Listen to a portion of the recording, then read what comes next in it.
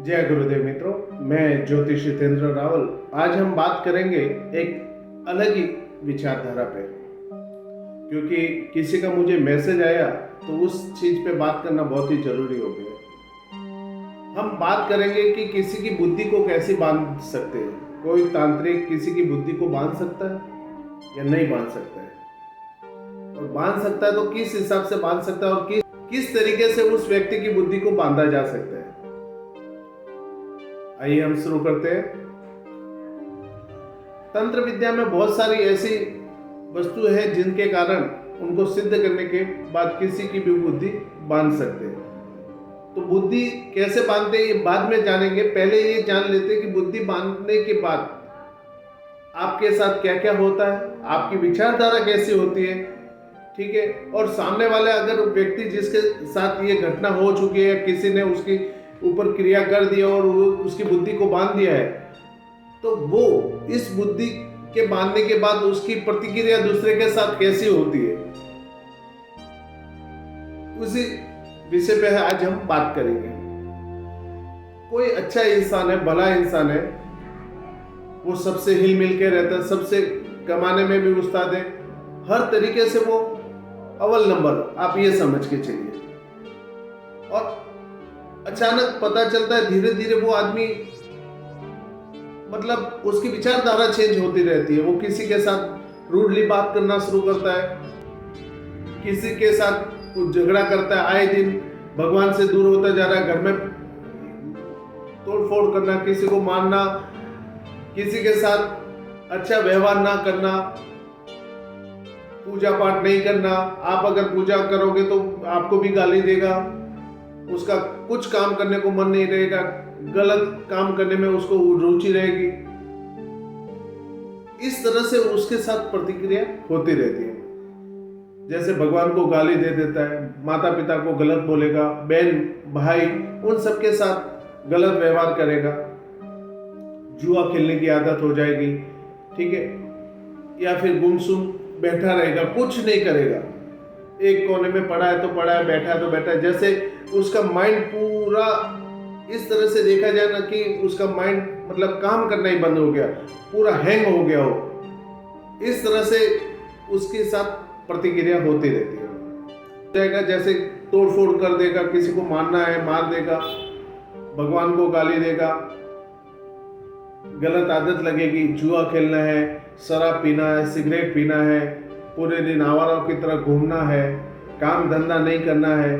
तो इस तरह से बहुत सारी प्रतिक्रिया होती रहती है। तब इस तरह से अगर किसी के साथ होता है तो आप ये समझ लेना कि उसके साथ कुछ न कुछ तंत्र क्रिया की गई है, उसकी बुद्धि बांध दी गई है, उसको पागल के जैसा बर्ताव करने पे मजबूर कर दिया गया है। वो चाह कर भी ऐसा नहीं करना चाहता, लेकिन फिर भी वो वैसा ही करता है, क्योंकि उसकी बुद्धि जो है किसी और के हाथों में रहती है। और जब अपना रिमोट कंट्रोल किसी और के हाथ में रहेगा तो वैसा ही होता है, जैसे आप टीवी चालू कर रहे हो, बंद कर रहे हो, चालू कर रहे हो, बंद कर रहे हो, तो उसी प्रकार वो भी उसी तरह से क्रिया करेगा, जैसे आप वो चाहेगा वैसे आप हरकत करोगे, और आपका जो मान सम्मान जितना भी रहता है वो मिट्टी में मिला देता है। चाहे आप कमाने में अव्वल नंबर हो तो वो जलन के मारे ये सब हो जाता है। आजकल किसी का भी कुछ कहा नहीं जाता है, चाहे अपना हो या पराया। जलन एक ऐसी चीज है जिसके कारण कोई भी किसी के साथ कुछ भी बर्ताव कर सकता है, चाहे वो दोस्त हो, अपना हो, पराया हो। इस प्रकार से एक क्रिया करने पर उनको अच्छा लगता है, लेकिन ये वो लोग ये नहीं सोचते कि ऐसा करने पे सामने वाले के ऊपर क्या बीतेगी, उसके परिवार के ऊपर क्या बीतेगी।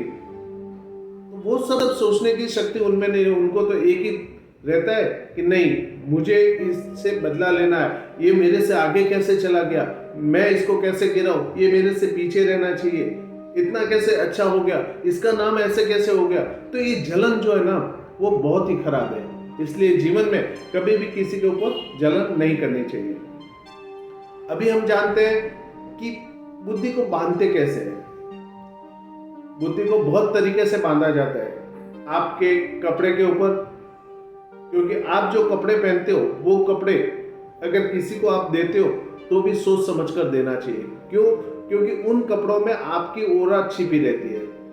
अगर आप किसी को कपड़े देते हो तो उसको नमक के पानी में धोने के बाद ही देना चाहिए, जिससे आपका ऑरा है जो वो निकल जाएगा। उसके बाद वो उस पर कुछ भी करे तो उस पर कोई इफेक्ट नहीं होता है। दूसरा रहता है आपके बाल। आपके बाल अगर कहीं उसे मिल जाए तो उस पर भी वो क्रिया कर सकता है। तीसरी चीज रहती है आपकी फोटो। आपकी फोटो भी है जिस पे भी वो क्रिया करके आपकी बुद्धि को बांध सकता है। चौथी चीज, जैसे कोई भी औरत मासिक धर्म में आती है तो उसका जो कपड़ा रहता है उस कपड़े को जलाने के बाद उसको तांत्रिक विद्याओं से सिद्ध कर दिया जाता है, और सिद्ध करने के बाद उस कपड़े की जो राख होती है वो उसको खिला दी जाए, तब भी उसकी बुद्धि को बांध दिया जाता है। पांचवी चीज, अगर कोई इंसान जैसे मर जाता है, चाहे वो एक्सीडेंट से मर जाता हो, फांसी लगा के मर जाता हो, या फिर जहर खा के मर जाओ, किसी भी तरीके से अगर वो आत्महत्या करता है और उसको जब जलाया जाता है तो उसकी जो राख रहती है ना, उस राख को पकड़ के, उस राख को लेके, उस राख पे अगर तंत्र विद्या से उसको सिद्ध किया जाए और उस राख को अगर आपको खिला दी जाए, तब भी आपकी बुद्धि को बांधा जा सकता है।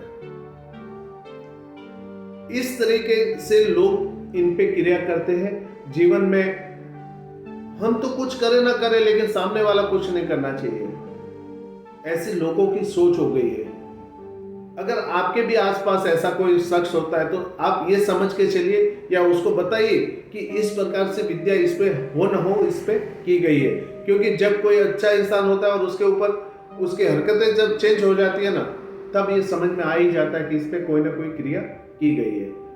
अगले पार्ट में हम जानेंगे कि इस तंत्र को कैसे काटा जाए, लेकिन उससे पहले आप जो भी मेरा वीडियो देख रहे हो तो लाइक सब्सक्राइब जरूर करें। कमेंट में भी लिखें कि आपको इसमें क्या कमी आती है या फिर कैसा लगता है, आप किस बारे में जानना चाहते हो, तो वो भी वीडियो मैं आपके लिए बनाऊंगा, जिससे आपको उस चीज की जानकारी मिले और आप उस जानकारी को दूसरों तक शेयर करें। मां भगवती आप सबका कल्याण करे। जय गुरुदेव।